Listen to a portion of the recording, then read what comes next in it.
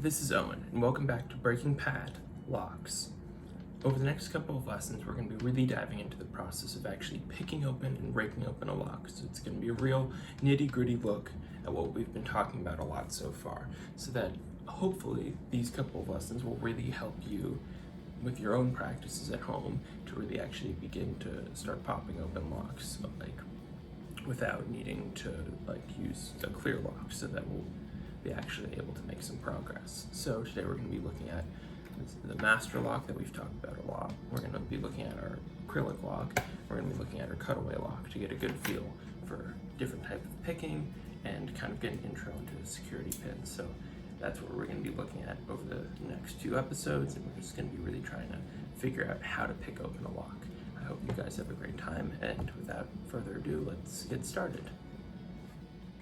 So the first thing we're going to do is really dive into what's in our toolkit for picking open a lock. So these are special bypass tools that are used for different types of locks very specifically, and maybe we'll do some demos with them later, but they're not that important. They just came with this Sparrows lockpick set that I've been using. These are different types of tension wrenches. These are more traditional bottom of the keyway tension, and these are for top of the keyway tension, so you can put it in the top of the keyway rather than bottom and get a different angle of tension. Some locks prefer this and actually kind of specifically need you to use it, and sometimes people just prefer them. Like I, for one, if I'm able to fit one of those in the top of the lock, I usually prefer to do it. It gives me a little more control over the tension and allows me to have a little more room for my pick. This section is all the different types of picks. They're of different sharpness and designed for different locks. Some of them are hooks, which are designed for kind of scooping around pins when you have a very low set pin sitting in front of a pin that has to be pushed up pretty high. You can use one of these and it'll allow you to push up a pin behind without oversetting one of the closer pins. And then we have our rakes. These are what we're going to be mostly focusing on today. There are many different types of rakes, but the general idea is they have a series of bumps, and these bumps allow you to push the pins into the correct location. So with the help of a tension wrench and with our rakes, we should be able to get open some pretty simple locks without working too hard. So we're going to be starting off with this clear acrylic lock that we've looked at before, and we're going to take our tension wrench, we're going to put it inside the bottom of the lock. So we're going to take this little hook, we're going to put it inside, and this allows us to apply tension to the core of the lock. And that's what we need to do for all of the picking that we're going to do. And then I'm going to hold it a little differently. Normally you'd probably hold it like this and press down with your finger on this, but for the sake of the demo, I'm going to try holding it like this so we can see a little better. And then we're going to take our rake, we're going to stick it in the lock. The idea is we're going to rock up and down and kind of push in and out to set these pins into place. And we're going to apply a differential amount of tension because a lot of time we overset a pin and we won't really know that, but oh, it's as easy as that. We popped it open, and you see that with my rocking up and down, I was able to put each pin into place. And just for an example, I'll show you kind of what happens when you overset a pin, because I didn't do that this time. I didn't really need to reset the core, but sometimes, let me hold it closer to the camera, you can press up too high, and as you'll see back there, the pin is over the shear line. So no matter if we get all these pins in place, this one will prevent the core from turning. So we keep going on, we're just not really feeling anything because the pin that's tensioned is kind of stuck up here. So what we have to do is we release tension a little bit and we try again, and this allows us to make some more progress. And oh, I think we're a little above the shear line again. We're going to drop it down and we'll just continue raking. You see, normally we'd be doing this blind, so we have a little advantage here, but we're able to just, oh, we're a little above the shear line, we just pop it back down, and that's all you need to do. You kind of repeat this process until you're able to get the core to turn. And boom. It's as simple as that to rake open your first lock. And yes, this is clear, but it still counts. So I'll be showing you another example.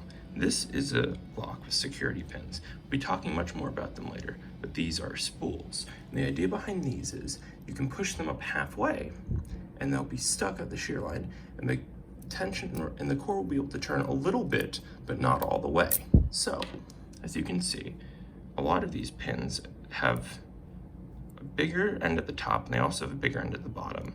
but the middle is a little further back. So this means we put in our tension wrench and we start to rake.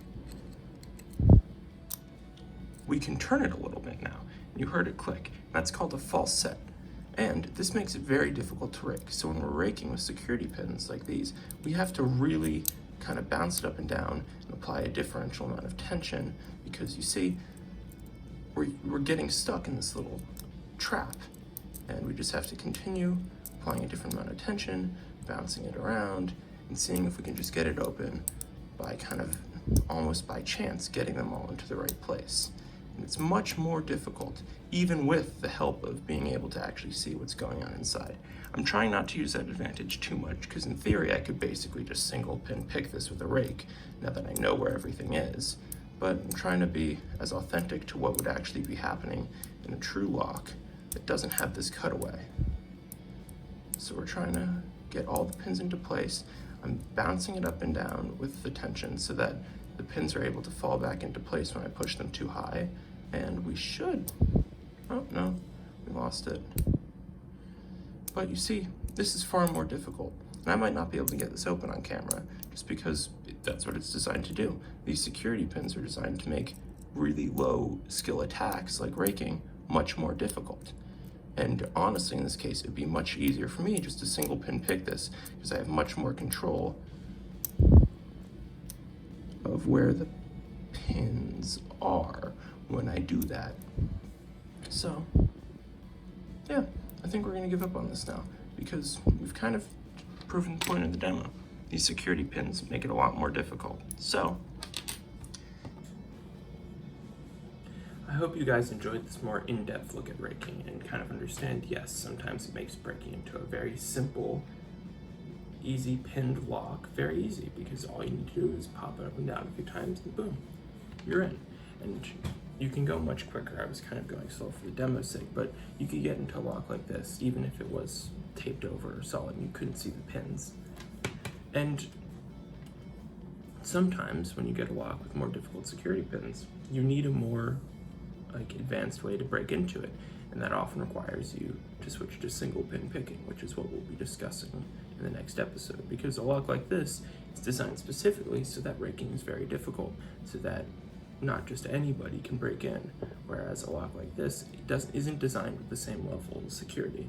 Of course, when we talk about these clear and cutaway locks, we're assuming in the real world they would be solid or non-cutaway, but the mechanics on the inside still stands. So when we're buying locks, we want to make sure that the ones we're using to actually secure our homes and secure everything uses a more advanced method, because a raking attack is very easy and almost anyone can do it, but a picking attack, which we'll be talking about next, is much more difficult. I hope you guys all had a wonderful time listening, really enjoyed it, and I hope you guys all have a great time practicing this at home. Have a great rest of your day.